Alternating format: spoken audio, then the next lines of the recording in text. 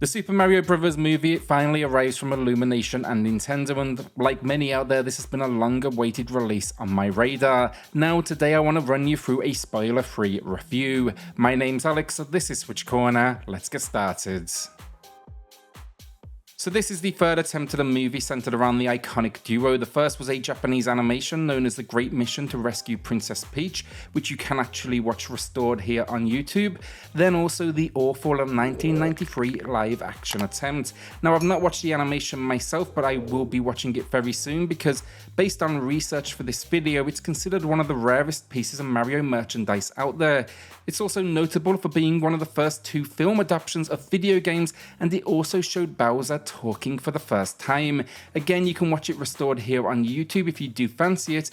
The reason for this little history lesson though is I do want to say this is much better than the live action movie in nearly every single way. If you watch the animation, let us know in the comments below.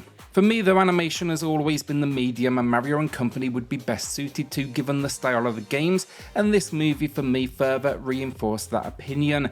Illumination is an incredibly skilled studio, and it's clear from the moment this movie starts that they've poured a passion into the project. The story is minimal as a warning basically, but that's true to the source material as well.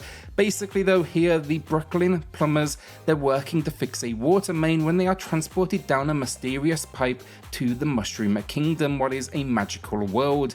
The problem during this journey, our brothers are separated, and now Mario is on a quest to find Luigi, alongside of course a cast of fan favourites. That's the description Illumination gives online, and that is where I'm leaving it, but there's not a huge amount to it honestly. It keeps things simple and you could probably summarise the whole film in no more than a couple of sentences. It's more an excuse for set pieces, but that is not necessarily a bad thing. In fact, I do like it that way. One of my concerns was they would over-convolute the plot.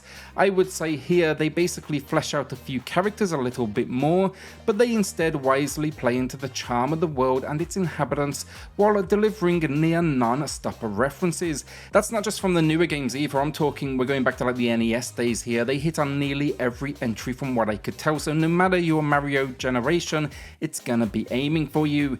This will be my reason as well for watching it again in the future, because I am sure I missed so many references.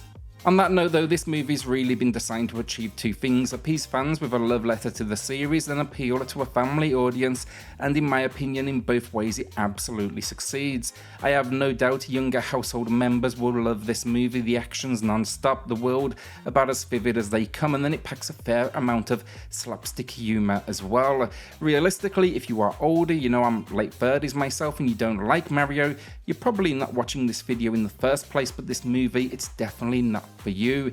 I'm saying this because I do think that largely describes many reviewers out there, because at time of recording it sits at 54% over on Rotten Tomatoes, and I actually do think that is incredibly unfair. This is not to say as well it's an immature movie. The scenarios, the over-the-top nature of the movie, it's definitely fitting to this world and these characters, but they've also developed a bit of an edge for much of the cast, especially Mario, to kind of accompany the fish out of water idea of the narrative, and a lot of the jokes, they landed for me from beginning to end. There's just a nice selection of one-liners that often reference the series' history, while also adding a little bit more to these characters. One thing I did really appreciate with the movie as well, when it comes to the humour, they nearly immediately address the notable switching voice actors for our leader Mario, and of course the lack of his trademark accent. It's not a particularly smart approach, but for me it was enough for me to kind of relax into his face a little easier and just enjoy the journey. Now, do I agree with the casting? And not really. I think there was plenty of better options out there, and I do think Charles could have easily delivered the minimal amount of lines that Mario has in here. But this is Hollywood, they love star power as the backbone of any production like this, and this all said again, I quickly forgot and was able to enjoy the character. The rest of the cast fare much better for me as well. Jack Black sounds like Jack Black, but the personality is spot on for Bowser.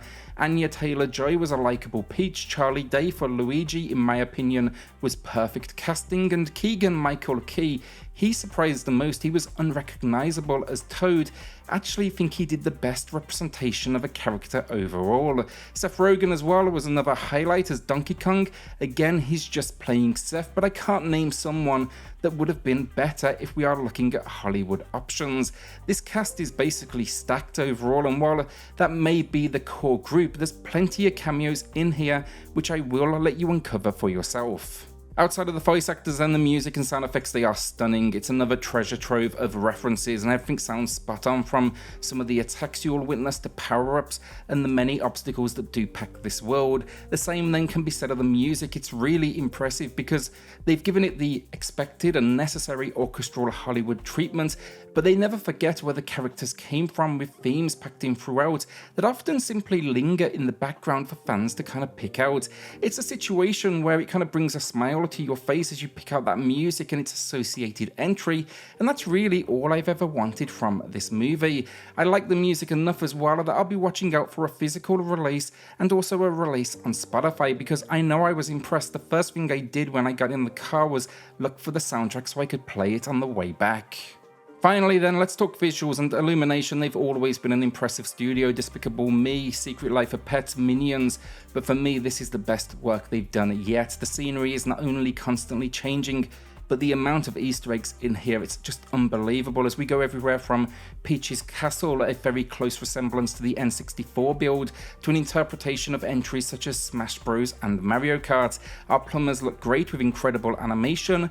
Bowser looks, of course, menacing and huge in scale, and when all of these characters jump into action, it's really tough not to be impressed. They clearly understand the world as well, from Bowser's Kingdom to the Mushroom Kingdom. Each packs the visual flair you would expect, and it makes it, in my opinion, just worthy of a watch on a big screen. I actually somewhat regret now not seeing it on an IMAX or similar size screen, which was an option in my local area.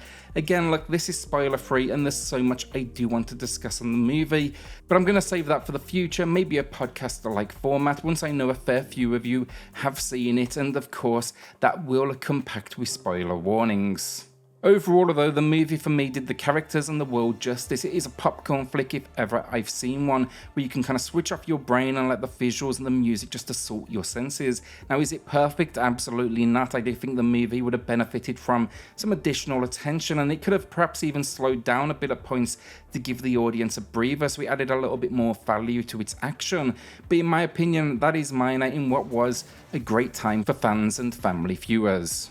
Now, I hope it does well. I'd love to see a follow-up where we can kind of skip the world building and maybe look at a story that has something a little bit more involved. I'd also love to see some spin-offs, namely Luigi's Mansion, Donkey Kong. They would be the priority in my opinion. My only ask is, no matter how well the movies do, I don't want to see Nintendo embracing this cast and using them in games. That is Charles' world, and that's how it should remain, because this will never be my Mario from a voice perspective. If you've seen it, let us know in the comments what you thought, but do keep it spoiler free, please. Also, do be warned, you should stick around to the end credits of the movie. There's not only a mid-credit sequence, but also an end credit sequence as well. For those looking for a score of some sort as well attached to this video, this would probably be a 7 or an 8 out of 10 for me. I had a great time, and again, look, minimal story, but so much for the fans out there, and so much action. I can't help but want to watch it again now and see what else I uncover. With that, hit subscribe, join us here for reviews and deals daily, and I'll see you all on the next video. Thanks everyone.